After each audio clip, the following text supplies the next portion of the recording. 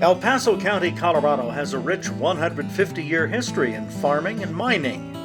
In the early years of the Colorado Gold Rush, El Paso County was established by the legislature of the Colorado Territory. It was some 15 years before Colorado became a state. The establishment of county government created cohesive governance, identity, and community. Farmers quickly established a strong presence in the newly formed county. They were committed to start new lives and new families, but they had little opportunity for education that would help them to protect their land while getting the best crops possible. To help out the people settling the new territory, as well as help those in more established rural communities, the federal government, in order to help the people help themselves, passed the Morrill Land-Grant College Act and successfully brought the university to the people.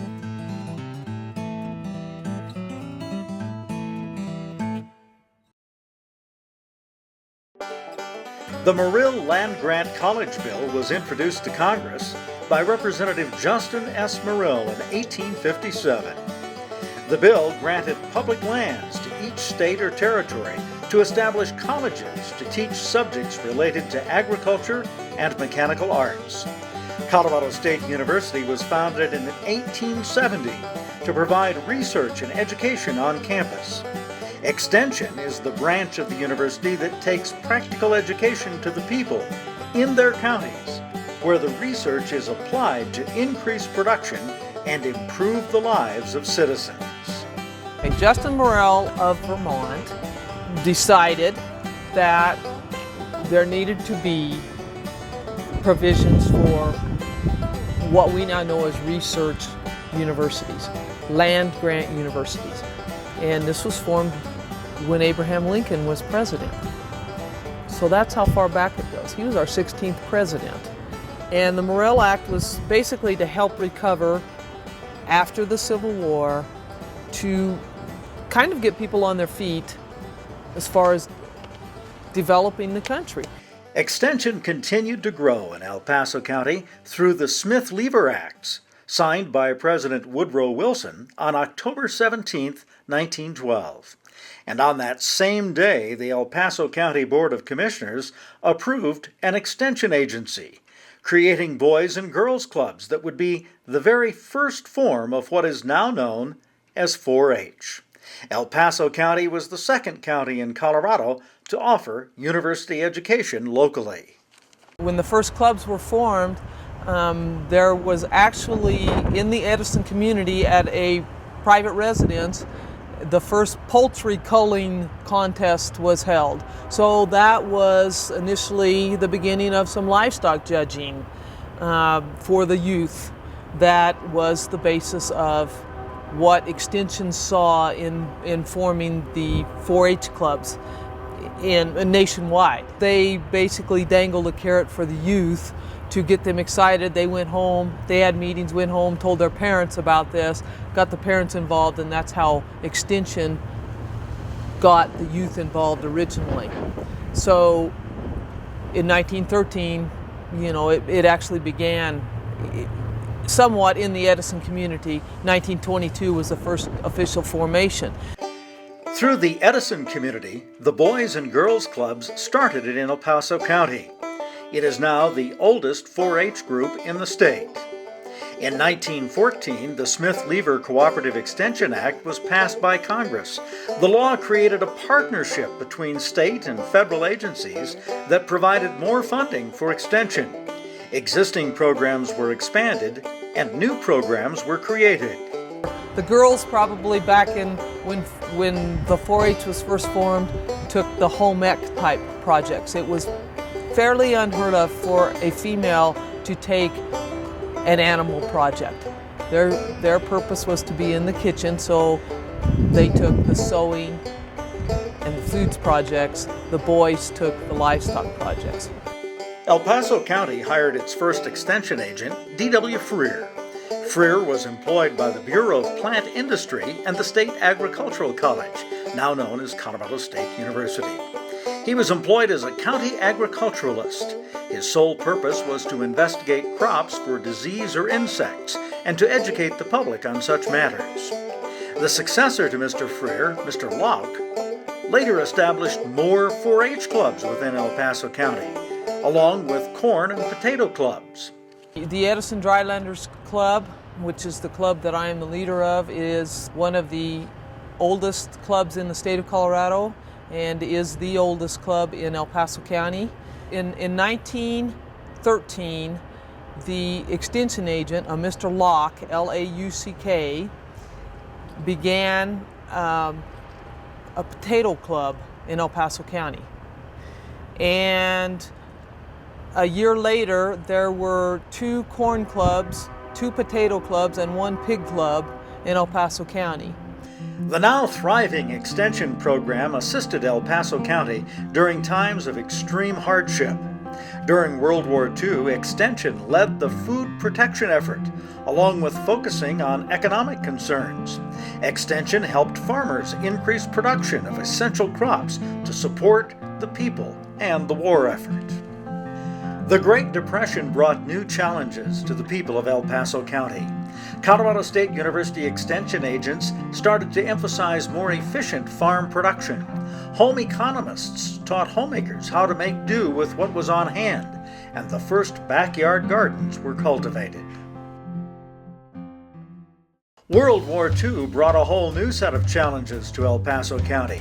Food and essential supplies for daily living were sent to feed and support the soldiers fighting the war. El Paso County citizens were encouraged to start victory gardens, which not only allowed families to grow food for themselves and the war effort, but it also boosted morale.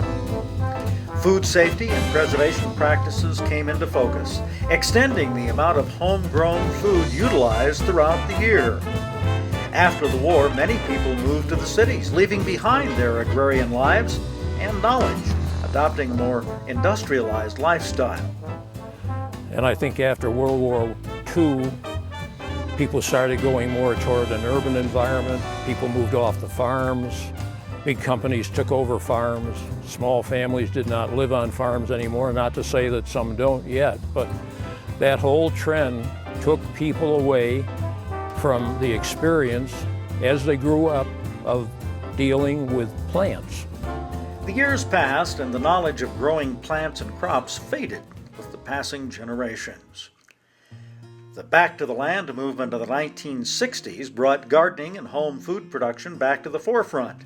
Seeing a need for a community education program in that area, the El Paso County Extension Office promoted the Master Gardening Program. This program trained citizens to become community educators and volunteers. Being a master gardener enabled me to go step by step. First I went to the classes. I'm really good at school. I did really well in the classes. That was fun. And I remembered, I really like this. And then dealing with the public, you're not stuck in front of a lecture hall full of people. I wasn't out trying to sell a product.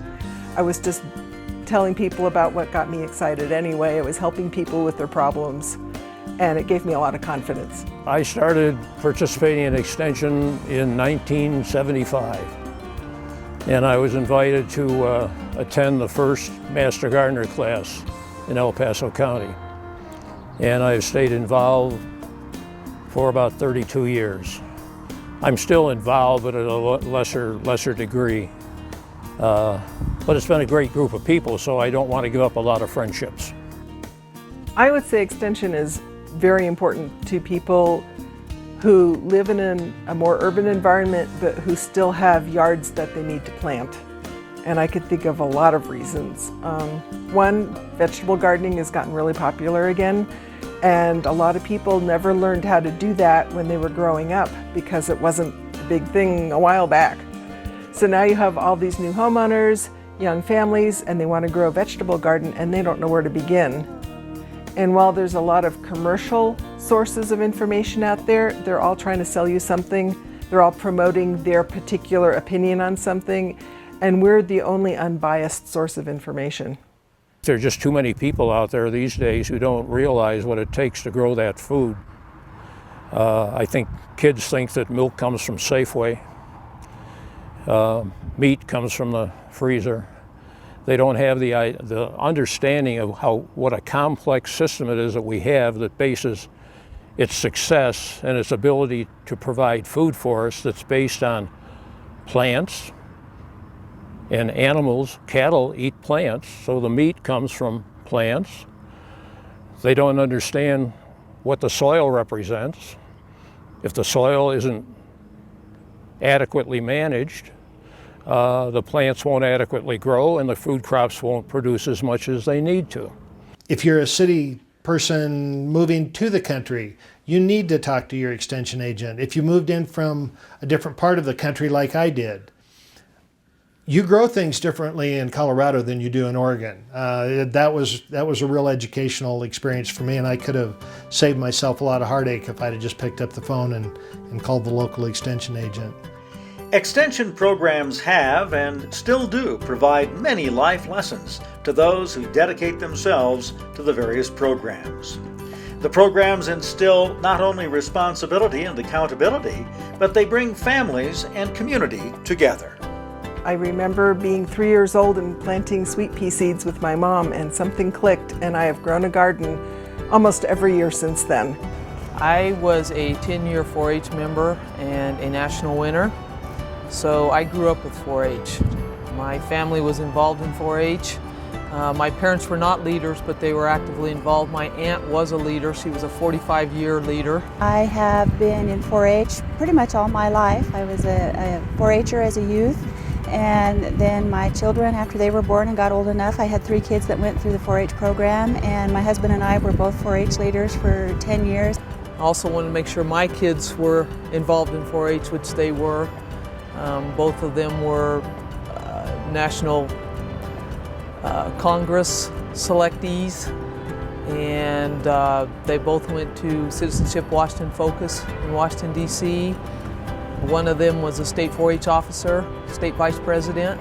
So you can see it's in our family. A lot of our best vacations were spent as a family traveling to hog shows and sales and cattle sales and shows, and we would plan our vacations around state fair and stock show, and it's a great family opportunity. It's good for bonding families. Extension programs provide opportunities and experiences which can sculpt the character, morals, and confidence of both youth and adults. I did 4-H growing up, and I have now my kids involved in 4-H. And I think 4-H is a great way for kids to learn a lot of life skills, lessons. They're very important once you get older, that responsibility of learning how to take care of animals or learning how to do projects and taking responsibility. You also have to do record books. You have to do demonstrations in front of people. And 4-H, in my opinion, gives kids a large view of life, that life is not always about winning. It's about trying your hardest, and sometimes you don't have the ultimate outcome that other people do, but your ultimate outcome is in the long run when you look back and you see progressions on what you've done in your life and what you've done in a project. It builds character, it makes you have assurance in yourself, it gives you self-worth to know that you're doing something that can get you further in life. I gained a lot of self-confidence out of this. One, you have an animal that you have to take care of, you're responsible for it, you feed it, you clean, you do all of those types of things. So there's a responsibility level there. But having to show the animal, that's always kind of nerve-wracking. You've practiced and you know that you can do certain things in terms of showing. But once you're actually in the ring with everyone else and you have a judge watching your every move and how you handle the animal, position the animal, how did you prep the animal for the ring, there's a lot of pressure there for a 9 or 11 or 12-year-old, but it's okay because you had all the support getting ready and training and going into it. So at some point it's just kind of between you and the judge. You can thank your parents and your leaders and the older kids, but at some point it just comes down to you and the judge and your animal. But 4-H and the Master Gardener programs are not the only programs that are widely popular. Nutrition education has also improved exponentially. Nutrition programs start being taught on or through agencies such as Small Steps to Health and Wealth, WIC, and the Head Start program. EFNEP, or Expanded Food Nutrition Education Program teaches basic nutrition, food safety, and how to stretch food dollars to low-income individuals and families. The Expanded Food Nutrition Education Program has been here for 40 years, and we work with limited income families, and we teach limited income. And this group right here is a group from ComCore that are limited income, and they're learning how to cook and to help them know how to eat nutritiously, exercise, and also cook low-cost foods for their families is what they do. I do a lot of cooking, but what I wasn't taking into the cooking was, our fat intake, cholesterol, things like that. I really didn't think about all that. I was just thinking about what I wanted to eat at the time, whether it was nutritional or not. I felt like eating whatever I wanted. And now, I need to, like I said, more vegetables, more fruits, less protein, less fats, stuff like that. Just healthier foods, a healthier diet. It benefits us all because we all want healthy bodies. And I think that after the people have come in this class and they learn the different kind of nutrition that we should be eating, they change their eating styles a lot. In this group right here, they realize that that eating healthy is important, for their teeth, for their hearts. It's exciting when it finally reaches them and you look at their faces and you see that they really understand what you're saying. Doris made me feel right at home. She was very easy to talk to. She was fun. She used a lot of her own experiences too, so it wasn't like I heard this. It was like when I was doing this with my children or my husband, we had to cut back here and there. She actually used her own experience, and then we were able to use our experiences too, and it just made you feel comfortable with talking with her. I've always meal planned, but I didn't do it as much to where I paid attention to my budgeting like Doris taught us. I started eating less corn because it's not nutritious. I started eating different greens and darker vegetables, and I've changed so much. And my kids have changed so much, and they're now asking for stuff that we actually started eating from the class, and now I'm like, oh God, they want me to go get mangoes, but they're eating better, and they're drinking less juice, and I'm using less sugars, and I changed so much, and I was really glad I took the class. This is something that, if you can try this class out, or something like this class, it will be a great thing to do because, like I said, it puts you on the right track. Like you're thinking like, hey, I need to get healthy, and you just don't want, it just shows you, how to cut back how to cut back on sugars and the salt, the fats. It's just a step of getting closer to where you need to be. I made friends, I made better habits, and now I'm telling the people at Head Start about the class. So now I'm like, get in there, and we made this, and it was fun, and I met this person, and it was great. The dissemination of Extension's information has changed over the decades. As technology improved, so did the ways that information was brought to the people. In the early decades, not only did the Extension agents visit the farms in person, they also presented material through meetings, farm journals, and radio and television. Extension was truly the library of rural America. More recently, the internet and even cell phone apps are sources for Extension information. I did record books the old-fashioned way with ledgers, and even my kids did too. And just in recent years, all of that has been put on the internet, and you do all of your record keeping online. Even for livestock people that are not 4-Hers, that's how all of their records are kept now, is online or on computer, and they communicate through Facebook and through, it's a World Wide Web, and that's how record keeping has changed. I resisted a long time getting involved with a computer, getting on the internet. But I am on the internet now, and I go out and I get a lot of information. Extension's future goal is to focus on emerging issues within the county, including invasive species, food security, and urban agriculture. while maintaining the same mission statement that it once developed in 1988. That mission statement is to assure an effective nationwide extension system that is responsive to priority needs and the federal interests and policies with quality information, education, and problem-solving programs. As Extension celebrates 100 years of service in El Paso County, its focus is on current needs and flexible delivery methods. With the advent of social media such as Facebook, Twitter, YouTube, Skype, and webinars, Extension's outreach and ability to provide relevant, useful information has become faster and ever more user-friendly. El Paso County Extension will continue to reach out to broader audiences with a variety of educational programs to engage young people and adults of all backgrounds in learning, leadership development, and community participation. Extension is there to teach. That's its purpose, is to teach. It's not only to do research, that's Colorado State University's job. It is to teach.